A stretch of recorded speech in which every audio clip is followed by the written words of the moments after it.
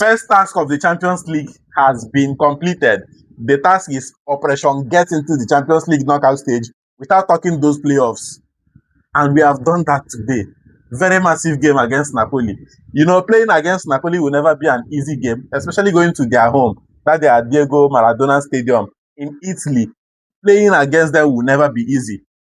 So I was not surprised that they gave us a good fight in this game.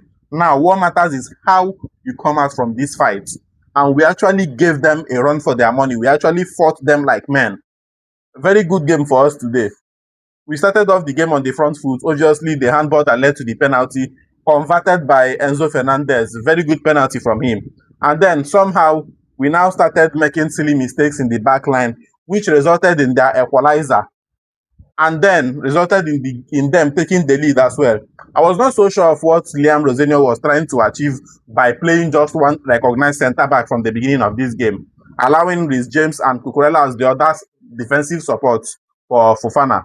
I believe allowing him to be the only centre-back in this game overwhelmed him a bit, because somehow you could blame him for the 2 goals Chelsea conceded. The first one, he was trying to cover Moses Caicedo's failed tackle and then got exposed in that position. And looking at him in that position, he cannot do much because anything he does ends up bringing that guy down in the penalty area for a penalty.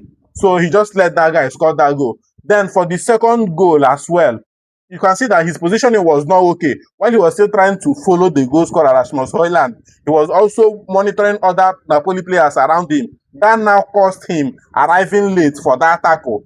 And Højlund already scored the goal. So I'm not so sure what Rosenio was trying to achieve. But the good thing is that he was able to correct whatever he did in the first half from the second half. And that was actually the foundation of Chelsea getting back into this game today. Because if we had maintained that structure that we used in starting the first half, we are never getting back into this game. If not, Napoli would have scored more. But yes, the good thing is that he actually made some little adjustments, removed Pedro Neto, because that guy, I've been saying it, I don't know what his problem has been. Maybe fatigue. He has played a lot of games, and you know that Pedro Neto is someone that adds a lot of energy in his game. He runs a lot. He tries as much as possible to cover a lot of ground. And maybe over time, it could affect him. So I just want to believe, I've given myself the excuse that Pedro Neto is probably tired and needs a little time off regular games. This is where Estevao Willian comes in handy now, because at least he's a very capable replacement, or should I say alternative to Pedro Neto. Allow Pedro Neto stay out of some games, maybe come off from the bench. Maybe that will give him the opportunity to get back his rhythm and his energy back. But his recent games for Chelsea has been nothing short of underperformance. He has been really, really underperforming for Chelsea in recent games. So he really needs that break. But apart from Pedro Neto, Wesley Fofana was actually the victim of that defensive structure that Liam Rosenio set up in the first half. And then the goals conceded, Sanchez obviously has nothing to do with them. They are just goals that he cannot actually do anything about. But I think after the first half, coming back into the second half, making that substitution, bringing in Cole Palmer, gave Chelsea that more control over the game. And then you could see it in the evidence. The equalizer came through Joao Pedro. Cole Palmer assisted. Very, very beautiful strike from Joao Pedro. This is making it, I think, the third goal he's been scoring with his weaker foot. Against Brentford, he scored a screamer with his left foot. Against Crystal Palace also, he scored with his left foot. And this game as well, he scored again with his left foot. Very good striker instinct from him these last couple of weeks. I just want to believe that Liam Rosenio has unlocked something in Joao Pedro that Enzo Maresca was trying to unlock, but he could not really do that during his time as Chelsea manager. Because seeing Joao Pedro and the way he scores these days, he takes shots from angles where you don't expect him to do, and sometimes his positioning has really, really improved. So I just want to believe that Rosenio has unlocked something special there, and long may it continue, because the remaining games and parts of this season that we have ahead, this is where we need everybody to be firing. Joao Pedro looks like a man who is being affected by the new manager's structure, and approach to play. It's a good thing for us. I just wish the same thing for Liam Delap too. You could see the effect of Kopama's presence from that second half. 2 assists from him today, getting the first assist. Then the winning goal also, it was also a Kopama. It's just common sense. It doesn't take like God to come into the pitch and play by himself before you see perfection in football. It's just common sense. There are just some basic things that look so simple, but yet they are so special. Kopama, those assists came as casual passes to Joao Pedro, but at the same time, those casual passes has dangerous ingredients inside them. Yes, that's the right word. Because you could see them as normal passes, but the ability of those passes to be in a direction where you can utilize them for dangerous things and even score makes it special. So Kopama produced that for us today, which is good. I just hope that this is reoccurring groin issue will just let him be, so that he will have a decent and consecutive and consistent run of games for us. We are going to so much benefit from his presence in the team and consistency. Then Moses Caicedo too.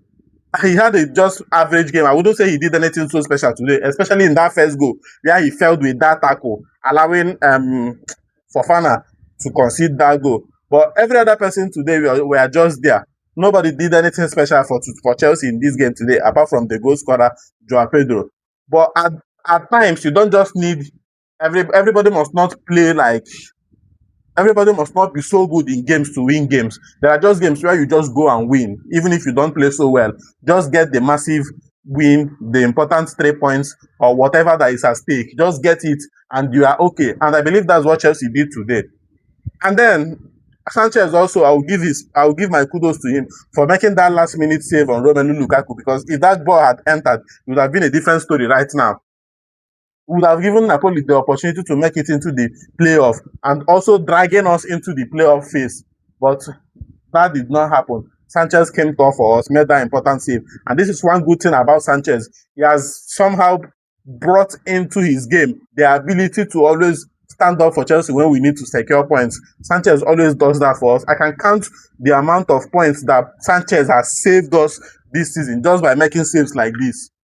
So it's good that he made that save, keeping out Lukaku's shot, ensuring that we got this win and advancing into the Champions League round of 16. We didn't need to do all this playoff stuff because that's just going to be extra stress for us. You understand? So while they are doing their playoffs, we are chilling at home, waiting for when the round of 16 games will start proper. So this is very good for us. Now, when they asked Rosenio why he removed Jamie Gittins, considering that he also made an appearance onto the pitch as a substitute, he said that he removed Gittins because Lukaku obviously was big, a striker. So he needed defenders who were actually filling for Chelsea and help keep out and see out the game. So that was why he just used Jamie Gittins as that substitute. But that he still felt like Jamie Gittins had a good game, that the substitution was not as a result of him performing badly or something like that. It was just a move to preserve our win, which is valid. Whether it's the actual point reason or not, nobody actually needs to question that. Now, this brings me back to something said by Jamie Carragher when Chelsea won the Club World Cup. He said that he cannot consider Chelsea valid world champions since they did not play the champions of Spain, Italy, or England. And guess what? Between that time and now, Chelsea has faced these 3 champions. Champions of Spain, Barcelona collected 3-0. Champions of England, Liverpool collected 2-1 in the Premier League. Champions of Italy just collected today. You think so you don't go remember? We did. We actually remembered. And we are putting it back to you that your opinion about this club or any other club does not matter. We've always known this, Sha. You are just a bitter pundit.